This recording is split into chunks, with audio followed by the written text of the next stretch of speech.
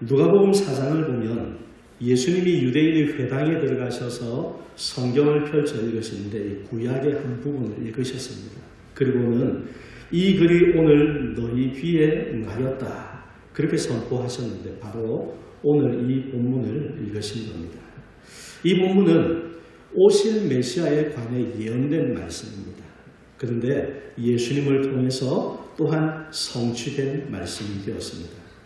이 말씀을 통해서 주님이 이 땅에 오신 이유가 무엇인가 우리가 함께 살펴보겠습니다. 그래서 주님이 오신 이유를 알고 안다는 것은 나와 관계 있게 안다는 겁니다. 알고 그리고 주신 은혜를 여러분의 삶을 통해서 경험하시고 세상에 하나님을 보여주는 복된 성도로 살아가시기를 축원합니다.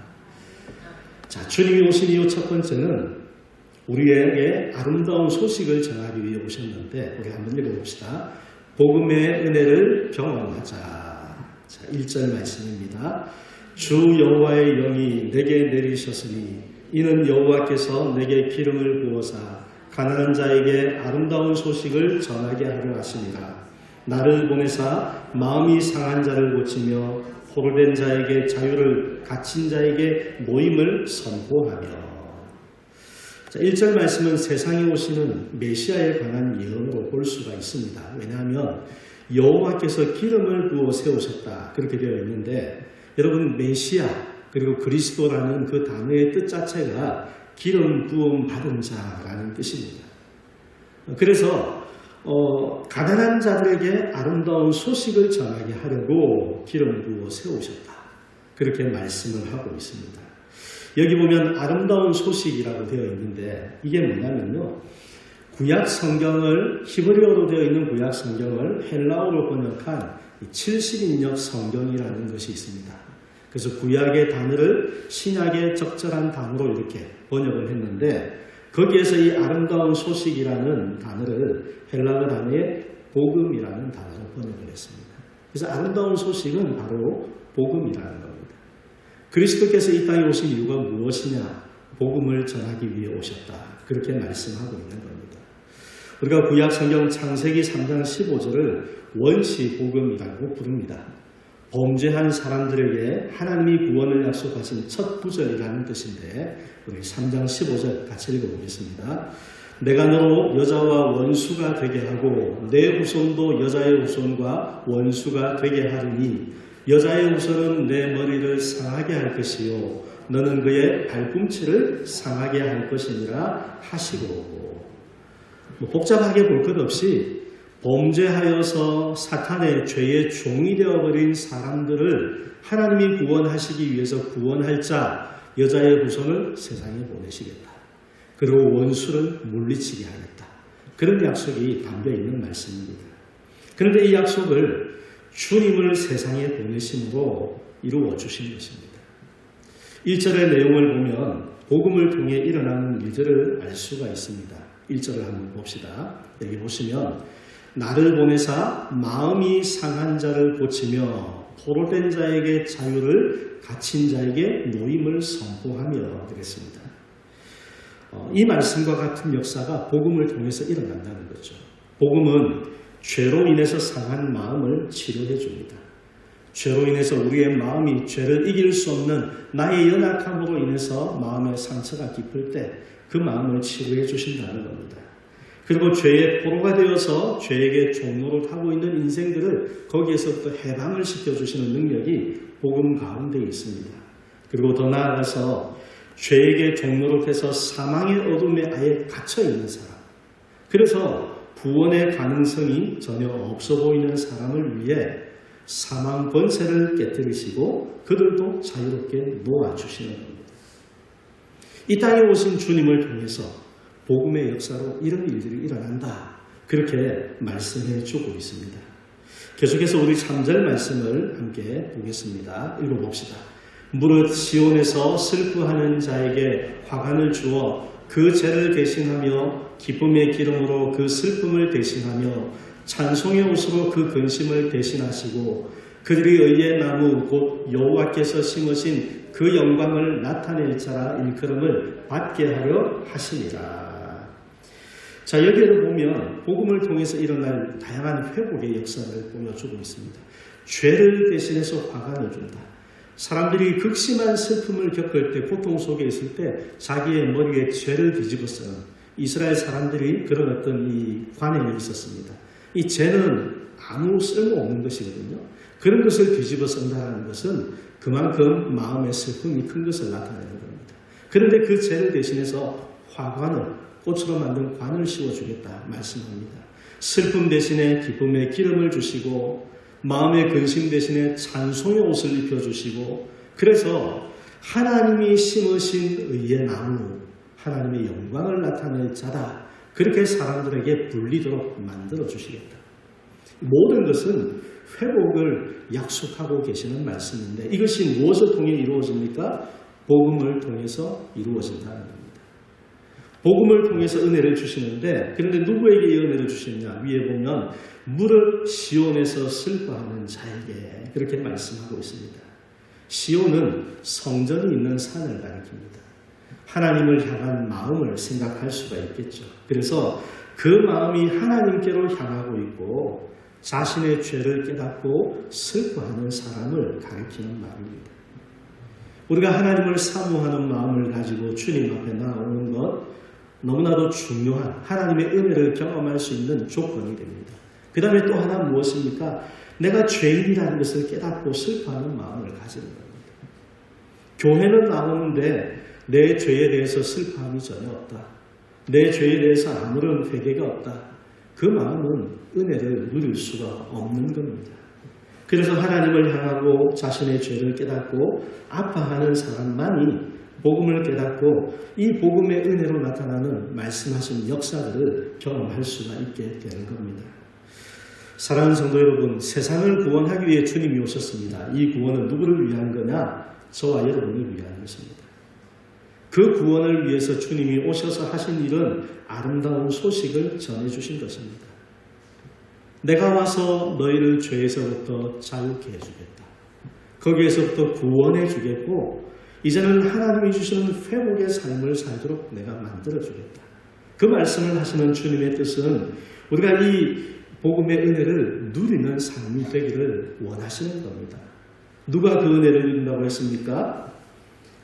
믿음으로 하나님을 바라보는 사람, 자신의 죄 문제를 깨닫고 하나님을 의지하는 사람, 그에게 이 복음의 은혜를 경험하게 해주겠다고 말씀하고 있습니다. 사람들은, 이스라엘 백성들도 그랬지만 눈앞에 보이는 현실의 문제를 해결받는 여기에만 마음이 치우쳐 있을 때가 많습니다. 그러나 하나님이 말씀하신 복음의 은혜의 역사들은 세상에서 눈에 보이는 일들이 잘 되고 문제가 해결되고 이것만을 말하는 것이 아닙니다.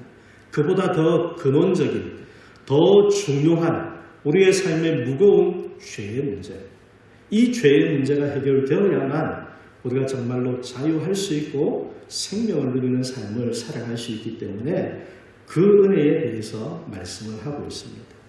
하나님을 향하여 믿음을 가지는 성도가 되시고 우리의 삶 속의 연약함을 고백하며 주님을 의지하는 성도가 되셔서 복음으로 이루어주신 은혜의 역사들, 말씀 가운데 나와 있는 이것들, 여러분 자유와 회복과 기쁨의 역사, 이것을 삶 속에 경험하며 살아가는 성도가 되시기를 축원합니다. 두 번째로 주님이 오신 이유는 우리를 일꾼으로 세우시기 위함인데 한번 읽어봅시다. 하나님의 봉사자가 되자. 자, 6절 말씀입니다. 오직 너희는 여호와의 제사장이라 일컬음을 받을 것이라. 사람들이 너희를 우리 하나님의 봉사자라 할 것이며 너희가 이방 나라들의 재물을 먹으며 그들의 영광을 얻어 자랑할 것입니다. 지금 이스라엘은 이 바벨론 포로라는 아픈 현실을 겪고 있습니다. 하나님이 선지자를 통해서 구원의 말씀, 회복의 말씀을 계속해서 들려주고 있지만 눈앞의 현실을 바라보면 너무 좀 동떨어진 이야기처럼 그렇게 느껴졌을 것입니다. 하지만 처음부터 그런 것은 아니었습니다. 하나님이 이스라엘에게 행하신 일들을 여러분 생각해보면 하나님이 그들을 택하여서 민족을 이루게 하셨습니다. 번성하게 하셨죠. 그리고 노예 생활 가운데 있던 애굽에서 그들을 해방시켜 주셨습니다. 그때 하나님이 이스라엘에게 하신 말씀이 있는데 출애굽기 19장 5절 6절입니다. 출애굽기 19장 5절 6절 같이 읽어보겠습니다. 세계가 다 내게 속하였나니 너희가 내 말을 잘 듣고 내 언약을 지키면 너희는 모든 민족 중에서 내 소유가 되겠고 너희가 내게 대하여 제사장 나라가 되며 거룩한 백성이 되리라. 너는 이 말을 이스라엘 자손에게 전하였으니라. 지금 이스라엘이 바벨론 포로가 된 그 아픈 현실을 겪고 있는 이유는 그들이 하나님의 말씀에서 벗어나기 때문입니다. 하나님이 그들에게 하신 말씀이 무엇입니까? 내 말을 잘 듣고 내 언약을 지키면 너희가 내게 대해 제사장 나라가 되고 거룩한 백성이 될 것이다. 그렇게 말씀하셨는데 이스라엘이 그렇게 살지 않은 겁니다. 하나님의 말씀을 무시하고 자기 마음대로 살았고 그 결과 그들의 죄에 대한 징계로 지금 바벨론 포로라는 현실을 겪고 있는 것입니다. 우리가 기억해야 할 것은 하나님의 뜻입니다. 처음 그들을 택하시고 그들을 세우신 하나님의 뜻이 무엇인가를 보아야 합니다. 하나님은 무엇을 원하셨습니까? 이스라엘이 하나님께 대해서 제사장 나라가 되기를 원하셨습니다. 여러분, 제사장이 하는 일은 무엇입니까? 하나님과 사람 사이에서 중재 역할을 하는 것 같은 겁니다. 그 가운데 사이에 서서 연결점이 되어주는 것이 제사장의 역할입니다. 지금 하나님께서 말씀하시는 제사장이라는 것은 하나님을 알지 못하는 이방 나라들과 하나님 사이에서 그들이 제사장 역할을 하는 나라가 되기를 바라시는 것입니다. 한마디로 하나님을 믿지 않는 자들이 그들을 통해서 하나님을 알게 되고 하나님을 믿는 역사가 일어나는 이런 일을 해주기를 바라셨다는 겁니다. 오늘 우리 성도들에게도 하나님이 같은 말씀을 주셨는데 베드로전서 2장 9절입니다. 그러나 너희는 택하신 족속이요 왕같은 제사장들이요 거룩한 나라요 그의 소유가 된 백성이니 이는 너희를 어두운 데서 불러내어 그의 기이한 빛에 들어가게 하시니에 아름다운 덕을 선포하게 하려 하시니라. 앞서 출애굽기에서 본 말씀하고 비슷하지 않습니까? 거의 그 내용 그대로 같습니다.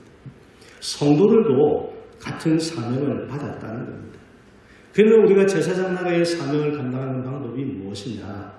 우리를 구원해 주신 하나님의 사랑과 은혜를 세상에 전하는 것입니다. 여기 말씀 가운데 보면 너희를 어두운 데서 불러내어 그의 기이한 빛에 들어가게 하시니에 아름다운 덕을 선포하게 하신다. 우리를 구원해 주신 거죠. 캄캄한 어둠 속에서 늘 근심하고 두려워하고 그렇게 살 수밖에 없던 우리를 하나님이 거기에서 또 풀어내 주신 그 구원의 놀라운 은혜, 사랑의 역사를 우리가 경험한 것을 전해주는 것입니다. 하나님의 은혜를 깨달아 알고 그 은혜를 누리는 삶을 살아가면서 우리에게 있는 그 은혜를 세상에 보여주고 나누어 주는 것입니다. 이것이 제사장 나라의 사명을 감당하는 것입니다. 여러분, 하나라도 되지 않으면 그 사명을 감당할 수 없다는 말입니다.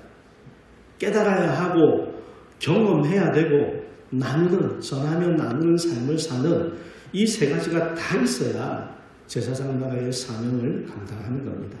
다시 6절 말씀을 한번 보겠습니다. 오직 너희는 여호와의 제사장이라 일컬음을 받을 것이라. 사람들이 너희를 우리 하나님의 봉사자라 할 것이며 너희가 이방 나라들의 재물을 먹으며 그들의 영광을 얻어 자랑할 것입니다. 여기 말씀에 보면 제사장을 또 우리 하나님의 봉사자다 그렇게 표현하고 있습니다. 세상에서 제사장 나라의 사명을 감당하는 것은 곧 하나님을 섬기는 것이라는 말씀입니다. 여러분, 봉사와 섬김은 수고가 따르는 일입니다. 그래서 사람들은 부담스러워할 수 있습니다. 하지만 이것이 하나님이 우리에게 주신 복이라는 것을 아셔야 합니다. 예수님의 비유 가운데에 일할 곳이 없어서 아침부터 저녁까지 누가 불러주기만을 기다리던 장터에 있던 일꾼들의 이야기가 있습니다. 아침이든 점심이든 심지어 오후 늦게라도 불러만 준다면 그들에게는 은혜이고 감사한 일입니다. 왜냐하면요, 그렇게 일을 하고 정한 품삯을 받을 수가 있기 때문입니다. 그래서 여러분, 일할 수 있다는 것은 복인 겁니다. 이 땅에서 제사장 나라로 살아가며 하나님을 섬기는 삶을 살아간다는 것은 우리에게 어떤 의미가 되느냐?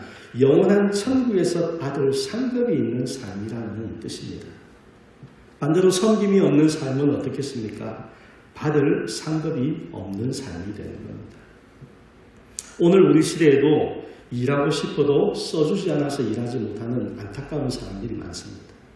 그런데 하나님은 우리가 하나님을 섬길 수 있는 하나님의 영광을 바라며 섬기는 기회를 주신 겁니다. 얼마나 여러분 감사한 일이고 기뻐할 일이지 않습니까? 하나님의 봉사자가 된다. 우리가 이 땅 가운데 하나님의 제사장이 되어서 세상을 하나님께로 인도하는 이 섬김을 감당한다는 것이 얼마나 영광스럽고 감사할 일인지 여러분 그 마음을 우리 안에 품고 살아갈 수 있어요. 그래서 기쁨으로 하나님을 섬기는 봉사자가 되시고 세상을 향한 거룩한 제사장 나라 뭐라고 했습니까? 우리를 통해서 세상이 하나님을 알도록 그들이 하나님을 보고 하나님께로 나오게 만드는 그런 어떤 중간 역할 이것을 잘 감당하는 삶을 살아서 하나님을 알지 못하는 사람들이 나를 통해 또 우리 교회를 통해 하나님을 알게 되고 믿어 구원을 얻는 역사가 풍성하게 나타나는 우리의 삶이 되시기를 간절히 축원합니다. 세 번째로 주님이 오신 이유는 복받은 자손이 되게 하시려는 겁니다. 한번 읽어봅시다. 여호와께 복받는 삶이 되자. 9절입니다. 그들의 자손을 문나라 가운데에 그들의 후손을 만민 가운데에 알리리니 물을 이를 보는 자가 그들은 여호와께 복받은 자손과 인정하리라. 세상을 위해 주님이 오셨다는 것은 세상을 구원하기 위해 오셨다는 것은 우리에게 정말 아름다운 소식이고 우리에게 복이 됩니다. 그리고 하나님은 우리가 복받는 백성으로 살기를 원하십니다. 자, 7절 말씀을 한번 읽어보겠습니다. 너희가 수치 대신에 보상을 배나 얻으며 능력 대신에 몫으로 말미암아 즐거워할 것이라. 그리하여 그들의 땅에서 갑절이나 얻고 영원한 기쁨이 있으리라. 이방의 땅에 살더라도 하나님이 복을 주셔서 갑절을 얻고 영원한 기쁨을 누리게 하신다. 이런 말씀인데 우리 믿음의 조상 아브라함을 하나님께서 복을 주셔서 창대하고 거부가 되게 하셨던 것을 볼 수 있습니다. 아브라함의 아들 이삭도 그와 같은 경험을 했는데 창세기 26장 12절 13절입니다. 이삭이 그 땅에서 농사하여 그 해에 100배나 얻었고 여호와께서 복을 주심으로 그 사람이 창대하고 왕성하여 마침내 거부가 되어 흉년이 들어서 힘겨운 때에 하나님이 이삭에게 나타나서 애굽으로 내려가지 말라 그렇게 말씀하셨습니다. 이삭이 하나님의 말씀에 순종했습니다. 그래서 그랄 땅에 머물렀는데 그곳에서 하나님이 그에게 복을 주셔서 100배나 얻게 되었다는 겁니다. 하나님이 복을 주셔서 그로 하여금 풍성하게 해주셨다. 그런 말씀을 이삭을 통해서 보여주는데 100배 하면은 떠오르는 성경 구절 있으시죠?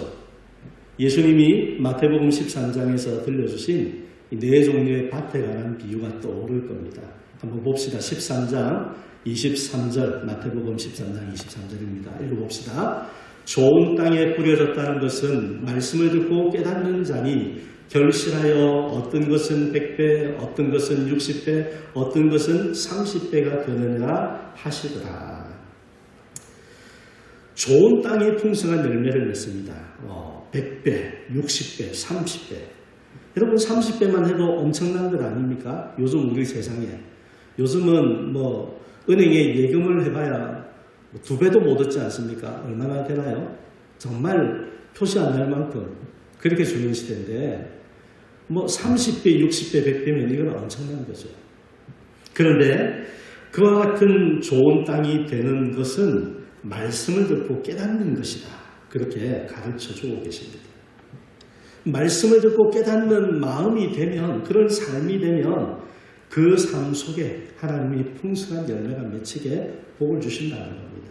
오늘 본문을 생각해 본다면 우리 주님이 오셔서 전해주신 아름다운 소식, 복음의 그 은혜를 우리의 마음으로 깨닫고 감사하며 복음의 삶을 살아가는 것이 될 수가 있습니다.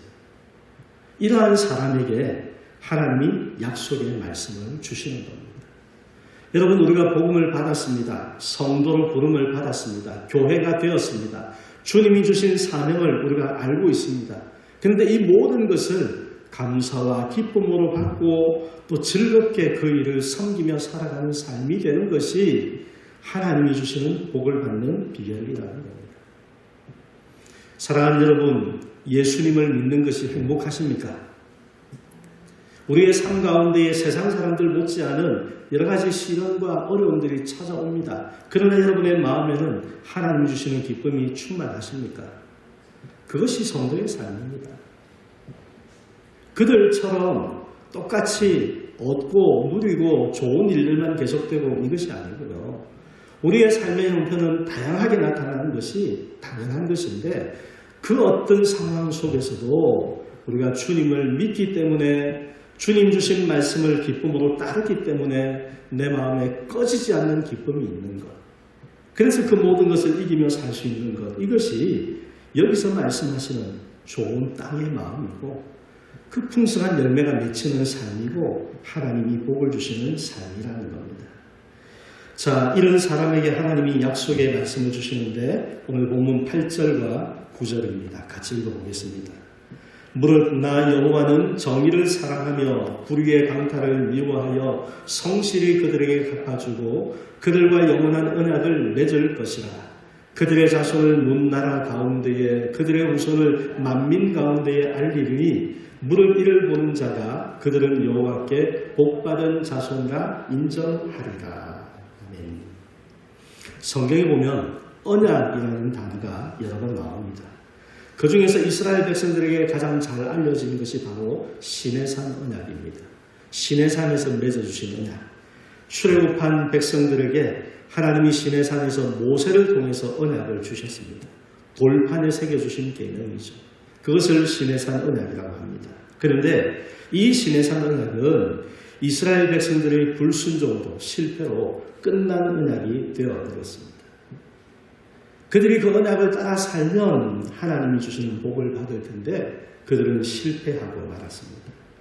하지만 읽은 말씀 8절에 보면 하나님이 다시 주시는 언약인데 영원한 언약이라고 말씀하고 있습니다. 우리에게 새롭게 주신 언약입니다. 그래서 이 언약은 돌판에 새겨진 언약과 다르게 우리의 마음에 새겨주신 언약입니다. 예수 그리스도를 믿을 때 성령께서 우리 가운데 임하셔서 떠나지 않고 영원히 함께하여 주시는 그 언약을 말씀하는 것입니다. 그런데 그 언약은 어떻게 됩니까? 성령의 역사를 통해서 완전하게 이루어진 언약이다. 앞서서는 사람의 이스라엘 백성들의 실패로 무너지고 말았지만 그러나 새롭게 주신 이 영원한 언약을 가진 사람들 속에서 성령님이 역사하셔서 이 언약은 반드시 완전하게 이루어지게 해주신다. 그것이 저와 여러분에게 주신 언약입니다. 모든 믿는 자들에게 이 영원한 언약을 하나님이 주셨습니다. 그래서 뭐라고 합니까? 이삭에게 하셨던 것처럼 이 언약을 마음에 간직하고 하나님과의 언약 관계를 충실하게 사실대로죠. 이것이 어떤 가식적인 것이 아니라 하나님을 믿는 마음으로 하나님 앞에 예배하는 삶을 살고 우리에게 맡긴 제사장의 사명을 감당하는 삶을 기쁨으로 섬기며 살아가는 그 사람 가운데에 하나님께서 문나라 가운데에서 여호와께 복받은 자손이라 인정받게 될 것이다. 그렇게 말씀하셨습니다. 사랑하는 성도 여러분, 살아가는 동안 우리가 가장 바라고 사모할 복이 무엇이겠습니까? 오늘 말씀을 보면 어떤 복을 사모해야 되겠습니까? 여호와께서 주시는 복을 사모해야 됩니다. 아브라함과 이삭에게 하나님이 복 주신 결과를 생각해 보시길 바랍니다. 내 힘으로 이루는 것 말고 하나님이 주심으로 받는 것이 빼앗기지 않는 영원한 복이 됩니다. 주님이 이 땅에 오신 이후 우리에게 복을 주러 오셨습니다. 구원의 은혜를 주시고 하나님의 백성으로 살아가게 세워주시고 그리고 하나님이 주신 이 영원한 은혜의 복, 우리가 이 땅 가운데에 하나님의 복받은 자손으로 살도록 그렇게 하시려고 이 땅에 주님이 오셨습니다. 이처럼 오신 주님을 여러분 믿으시고 하나님과 영원한 언약을 맺은 백성으로 살아가시기를 바랍니다. 이 영원한 언약, 이스라엘은 그들 스스로가 깨뜨렸습니다. 하나님이 아닌 우상을 섬겼습니다. 하나님보다 세상을 더 의지했습니다. 그것이 언약에서 벗어난 삶입니다. 영원한 언약을 맺은 백성으로 하나님을 전심으로 의지하고 믿음으로 예배하고 하나님의 말씀에 순종하는 삶을 살아가면서 여러분 하나님이 복 주시는 삶이 되시기를 바랍니다. 그리고 우리의 마음 가운데 늘 기도하는 제목 중에 하나가 있죠. 우리의 후손들도 우리의 자녀들도 여호와께 복받은 자손으로 세상이 그들을 바라볼 때 이삭을 보면서 이방 사람들이 시기하는 마음을 가졌다가 그가 하는 일마다 하나님이 복 주시는 것을 보고서는 너는 여호와께 복을 받은 사람인 줄 내가 보고 알았다. 그들이 고백하며 그들 앞에 나오던 것처럼 우리 자녀 손들도 여호와께 복받은 자손으로 사람들에게 인정함을 받는 이런 귀한 복을 받는 우리 모든 성도들 되시기를 주님의 이름으로 간절히 축복합니다.